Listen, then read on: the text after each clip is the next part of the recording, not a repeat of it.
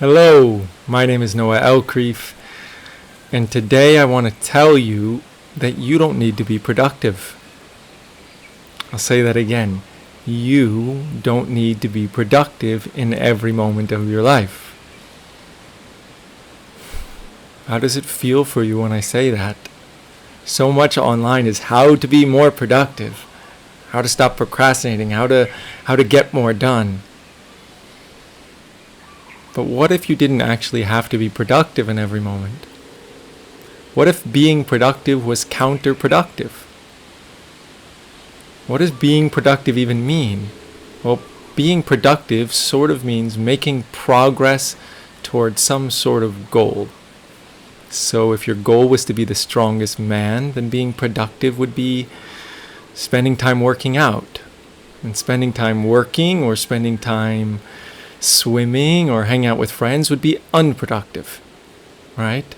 If your ultimate goal was to make money, then any moment you're doing something that helps you make money is being productive, and any moment you are not doing something that helps you make money, it's unproductive. Yes? So now we're in agreement on what productive is. It's all relative towards a particular goal. So what are your goals? What are your intentions? What do you want? Why are you alive? Why are you in this body, breathing? Really? Why? That's an ongoing exploration for most of us. But what I invite you here into today is sort of separating the means from the goal. So if you believe you want success more than anything, or you believe you need to be productive all the time towards success, wealth, something like this, why do you want success or wealth? What do you hope to get from it? Like in 50 years, 30 years, 20 years, what do you hope to feel when you have success or wealth? Many people, when I ask this question and when I've explored it within myself in the past, is I hope that finally I can rest. I can feel relaxation. I can feel free. I can feel worthy. I can feel enough. I can feel happy. And so when these are our answers, which they usually are, the question is, or sort of the conclusion, the understanding that can come from it is actually what I want most is happiness, and success is the means to get there. Wealth is the means to get there. Happiness, joy, freedom, relaxation, whatever version of that matters most for you. So success or wealth or one of these types of things isn't the goal in and of itself. We are using that as a means to help us get something else. So right here, right now, are you allowed to be unproductive? Are you allowed to rest looking at the stars? Are you allowed to enjoy looking at the leaves dancing in the wind? Are you allowed to hang out with friends? Are you allowed to watch Netflix? Are you allowed to, spend 2 hours cooking? Are you allowed to do something that is enjoyable, but yet unproductive, seemingly? You see, when we do something enjoyable now, we're skipping the middleman. So when we're trying to be productive forever, we're often doing things we don't like to do, hoping one day it will get us success or wealth, which will one day get us happiness. But we can save ourselves a lot of time and trouble if we simply just choose for happiness now. Choose for relaxation now. Choose for what opens our heart now. How does that feel for you? What comes up for you? Now, for many of us, we also don't want success or wealth. We know that we want to feel good enough. We want to love ourselves. We want to feel happy. So then we have to be productive towards feeling happy, productive towards feeling worthy. So that might look like trying to be healthier, So going to the gym, working out, doing yoga. It might be doing meditation, healing yourself, disbelieving your thoughts, or some other sort of self-help or spiritual practice. But so much of the time, the fuel behind the fire to heal yourself, to improve your body, to eat healthier, is unworthiness, is inadequacy, insecurity. So when we want success or wealth, or we want enlightenment or happiness, or to feel worthy, so much of the time there's this hidden agenda underneath it, which is, I feel unworthy as I am, I feel insecure, inadequate, like a fraud, insufficient, lacking, and therefore I'm going to try to do things, progress in some way to feel better about myself. Yeah? And there's nothing wrong with this, there's nothing bad about it. But there is something sort of inefficient about it and unhelpful.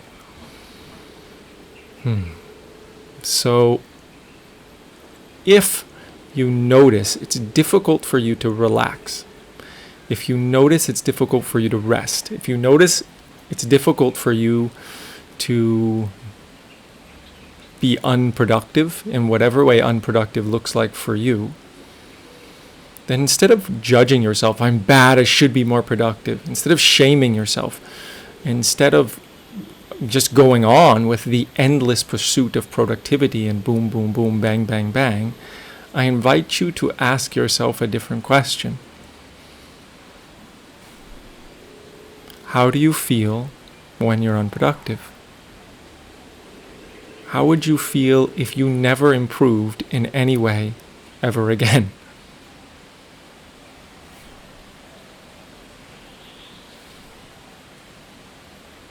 If you didn't get any better, if you didn't get any stronger, if you didn't get any healthier, if you didn't get any wealthier, if you didn't get any more successful, then what? For lots of people, what comes up is like, this like restlessness and anxiety that I might have to stay as I am. I am not good enough as I am. Like, I can't die with the amount I've accomplished. I need to accomplish more. I need to have been better. That I am not enough as I am. If you want to stop trying to be productive all the time, or in other words, if you want to be able to enjoy your life, if you want to be able to be happy, relax, rest, spend time with friends, lovers, trees, nature, passions, we have to sort of dim the fire of unworthiness. We have to reduce the intensity and the power of our inadequacy, because it's fueling us in directions that aren't intuitive, aren't what we actually feel. This isn't about not being productive. This is about choosing from our intuition. So a lot of the times people are afraid to not be productive. They're afraid to relax because they think then if they don't force themselves to be productive, if they don't force themselves, push, force to get things done, then nothing will ever get done. That they will never ever improve. But if we look underneath that, this desire to improve isn't genuine. It's not authentic. It's coming from this unworthiness and inadequacy, and that would be totally fine if being productive could help. But no matter how much success you get, the birds are speaking. No matter how much success you get, no matter how much wealth, no matter how healthy you are, no matter how beautiful your home is, how strong and beautiful your body is, no matter how many certifications you get, accomplishments you have, marathons you run, it's not enough to get rid of your insecurity, your inadequacy, your unworthiness. I've seen it within my own life, and I've seen it with every client that's ever been to me that has any, bit of success, which is a lot of them. Yeah? So when you let go of your unworthiness, when you reduce the power of it piece by piece by piece, it's not that you lose the desire to achieve. It's not like you lose your desire to do the things you love. It's that it just feels different. It doesn't feel like forcing and pushing. You can go to the gym or spend time on your business or eat healthier because you want to, because you feel like it, not because I should, it's best, I need to, and all of that. So let's invite up a little bit of that unworthiness now and take a step or two in the direction of freeing ourselves from it. So right now, imagine yourself doing nothing. Like staring at the ceiling, doing nothing. For hours. For days. Just imagine yourself doing nothing. Not getting any better at anything. And not doing any of the things you should do. Not working out, not meditating, not healing yourself, not watching YouTube videos, not working on your business, nothing. Nothing productive at all.